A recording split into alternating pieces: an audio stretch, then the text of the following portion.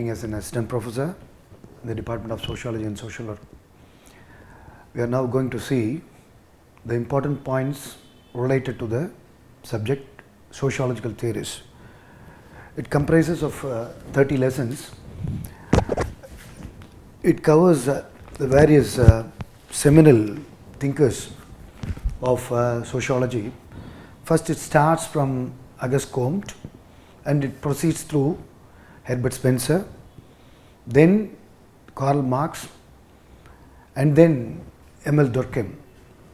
It is covered under unit 2nd. Then the 3rd unit is dealing with Max Weber. Exclusively, his ideas are given in this 3rd unit. The 4th unit comprises of the thinking and thought process of Wilfredo Pareto and Pitim Sorokin. The 5th unit is comprising the seminal contributions of Parsons and Merton, which comes under modern sociological theories, whereas the rest of the 4 units are coming under the category of early sociological theories, or otherwise known as classical sociological theories. Let us see one by one, starting from Auguste Comte. The French sociological thinker Auguste Comte is known for his pioneering contributions to the foundations of the subject.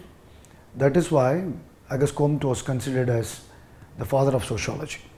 Earlier, Comte named the subject as social physics, but came to know that already that word was in parlance, decided to change it into the social sociology. Thereby, he coined the term sociology. Basic premises of Auguste Comte are nothing but the contributions he made to the subject of sociology. That is, it is the study about society. According to Comte, sociology is nothing but the study of society. The basic premises means the contributions of Auguste Comte.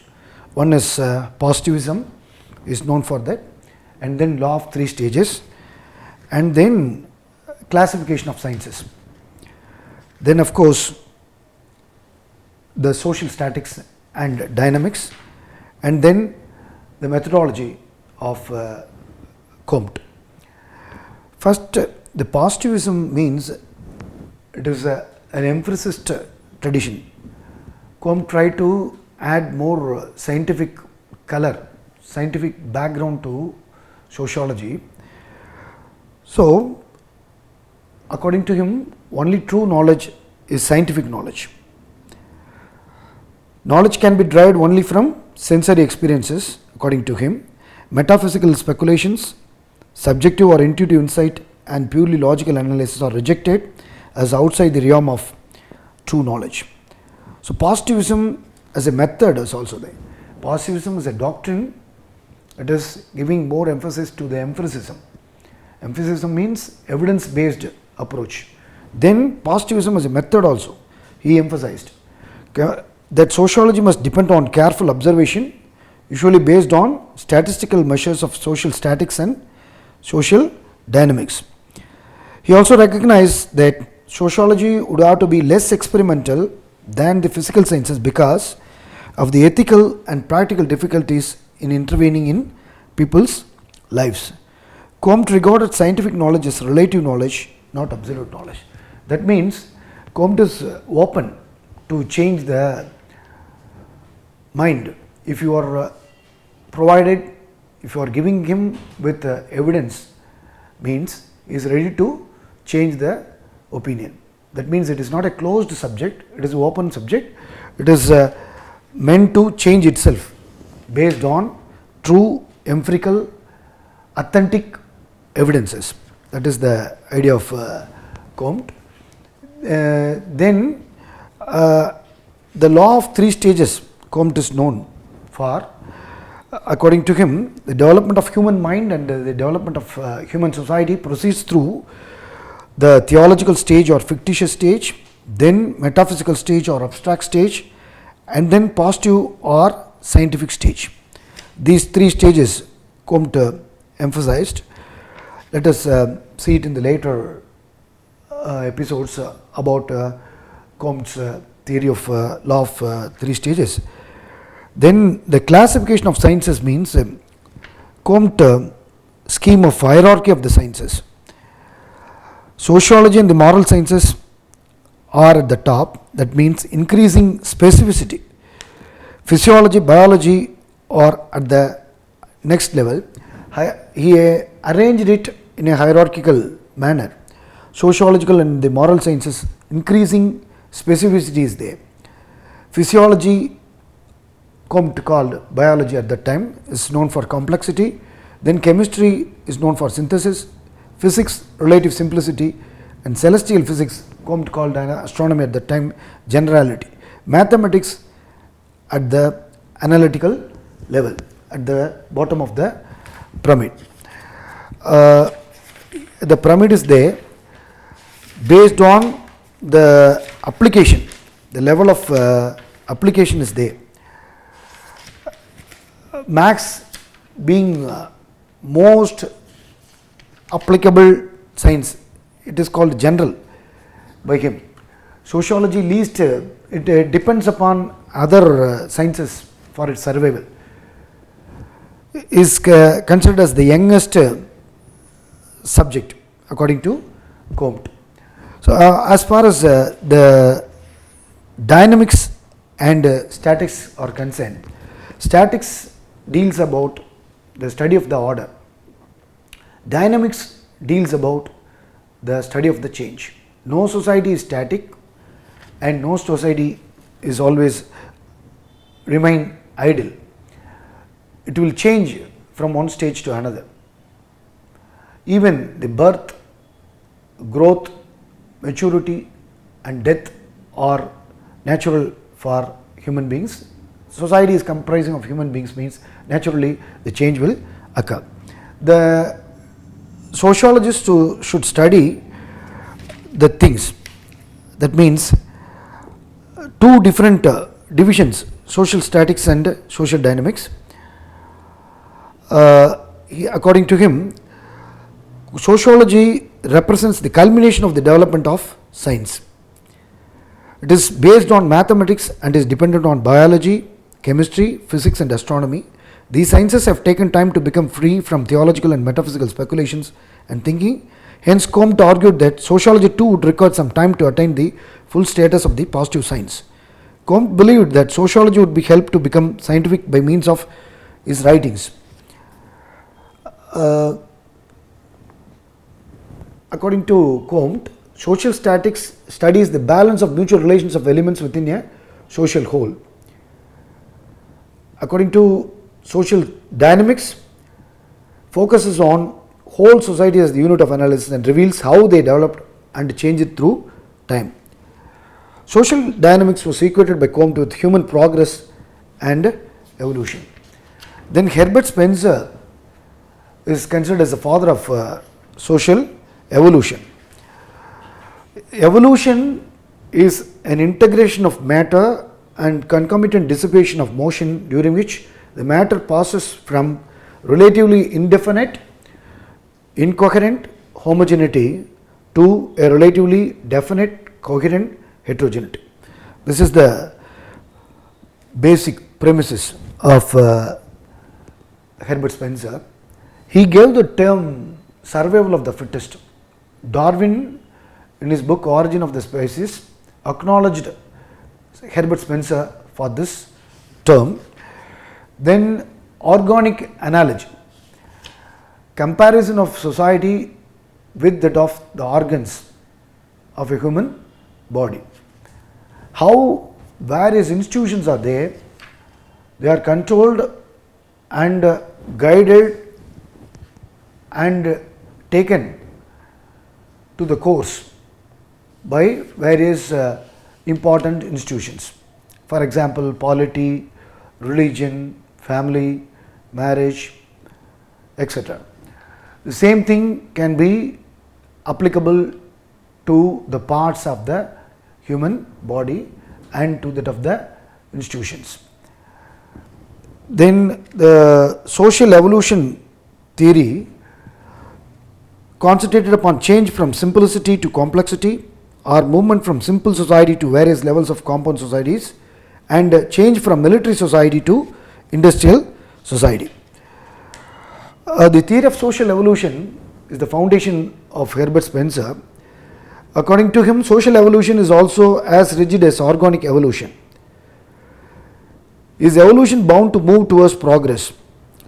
Comte initially stated that evolution is always moves in a forward direction, but later changed his opinion. Evolution is not endless progress, there is a limit to it, after which disintegration and death takes place. Moreover, disintegration is also gradual and involves a process of evolution in reverse. Evolution is thus cyclical in nature. Comte later acknowledged this fact. It is the proof of the open-mindedness of Herbert Spencer, accepting the reality and decided to change his opinion without any ego or without any hesitation. That is the scientific nature of the Herbert Spencer. Then we move to the next thinker, the phenomenal thinker called Karl Marx, who wrote extensively. Das Kapital is his major pivotal contribution. Then the Communist Manifesto is also his contribution. Here economic determinism. Economy is one of the component, one of the institution in a society, but that determines the whole thing. The system, that is a subsystem that determines the super system, according to Karl Marx. For him, money is omnipotent, money is everything, money determines every institution, money determines the existence of the society. Wealth, capital, you can say with various terms, but money is important. Then the second one is alienation, means the modern industrialization takes place and it divides the system. That is, an assembly line worker is not having any sense of accomplishment, is not having any sense of completion. That means he is alienated from the process of his work. Then he talks about the class struggle. In the Communist Manifesto, he gave that important clarion call. The history of hitherto existing society is the history of class struggle. That means when you look into the history, it is a history between the haves and have-nots. Here, the workers and the capitalists.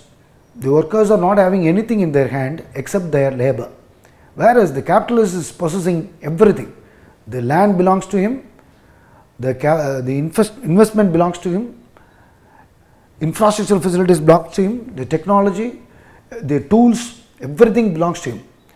The worker is not having anything. He is completely dependent upon the capitalist for his survival.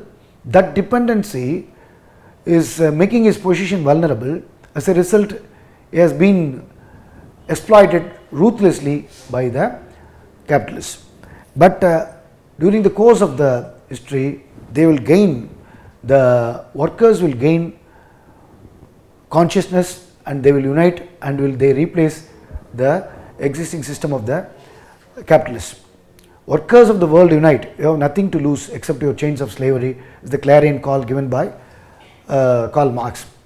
Then Emile Durkheim is another sociologist, French sociologist, is known for his contribution of social facts.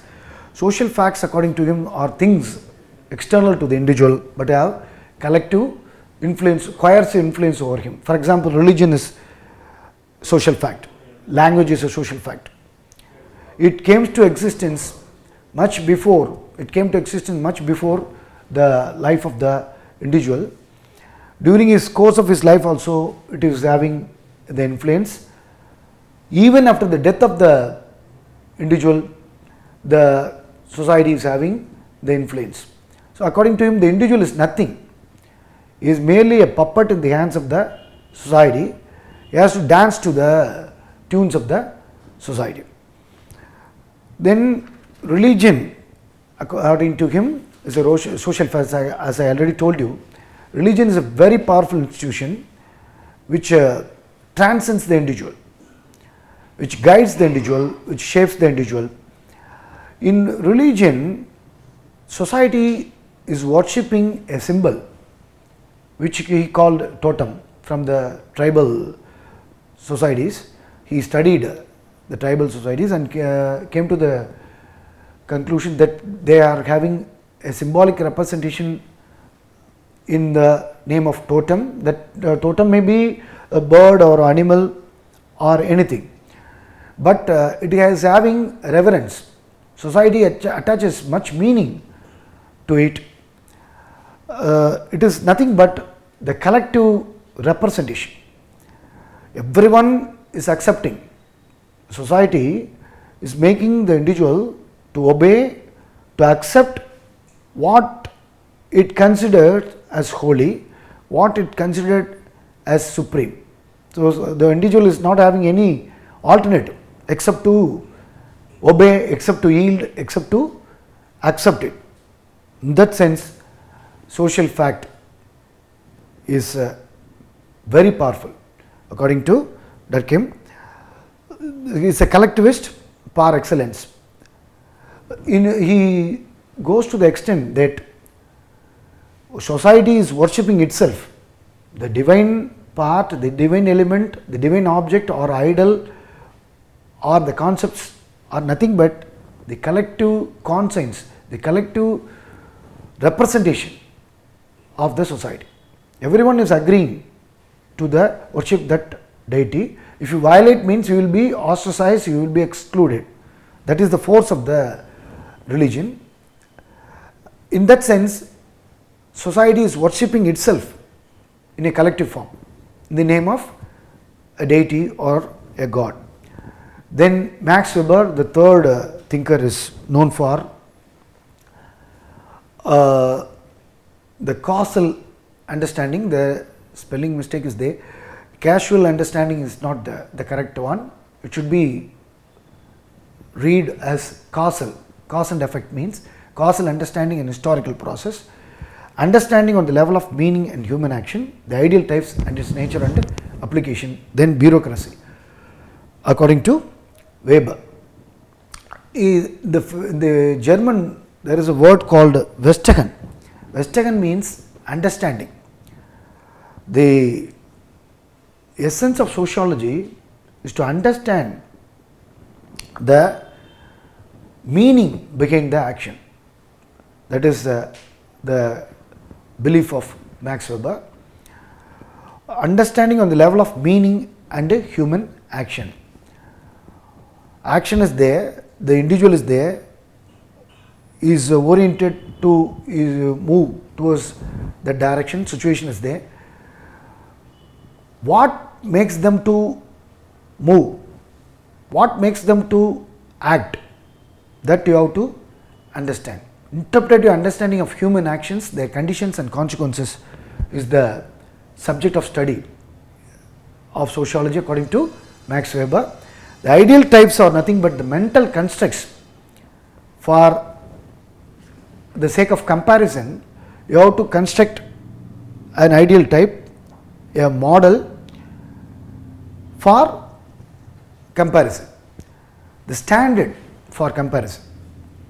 For example, a chair is there, means it should have 4 legs, then the sitting part, and then the leaning part is also there.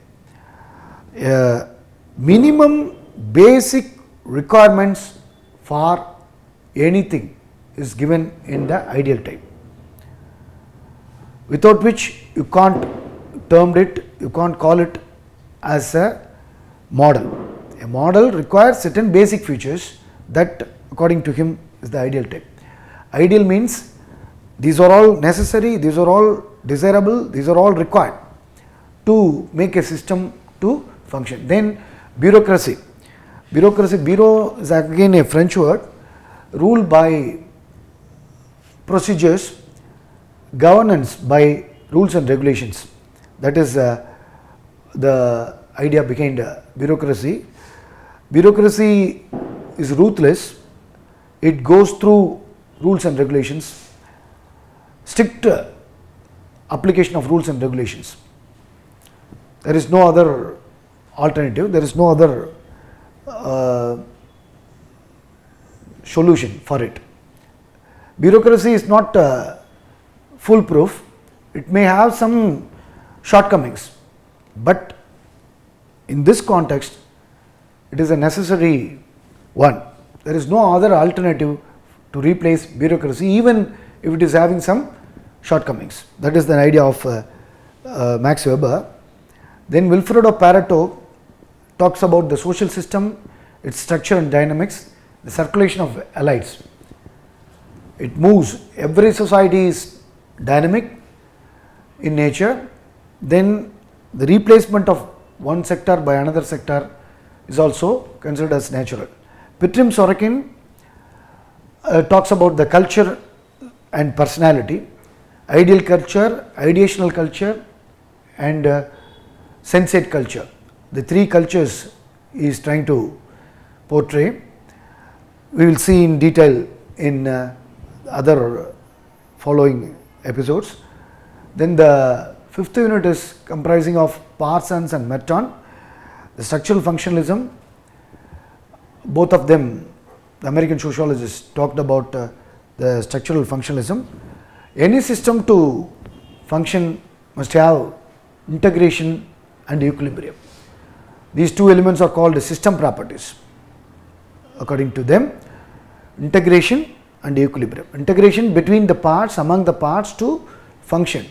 It derives its cue from the organic analogy.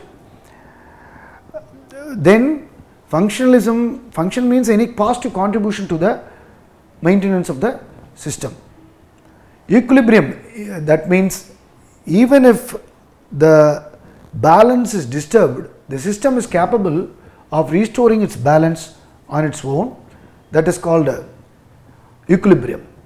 Integration means collective existence, coexistence of various parts in an in an organism.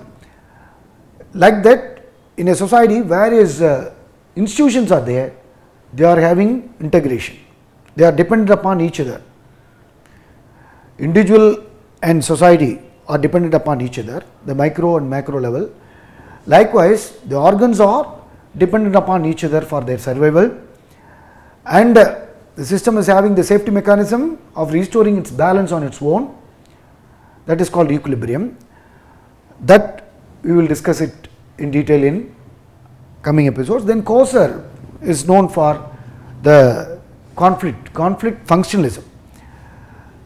Contrary to the public belief, Coser is of the opinion conflict is functional. Conflict is not always destructive in toto.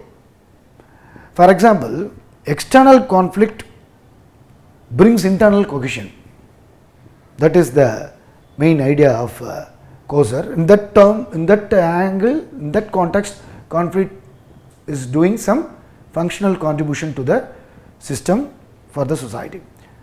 Another thing is, conflict may be considered as a safety valve mechanism to release your emotions, tensions. That is also another positive contributions from conflict. So Coser is particular in highlighting the positive functions of conflict, functional elements of conflict. Not all is lost.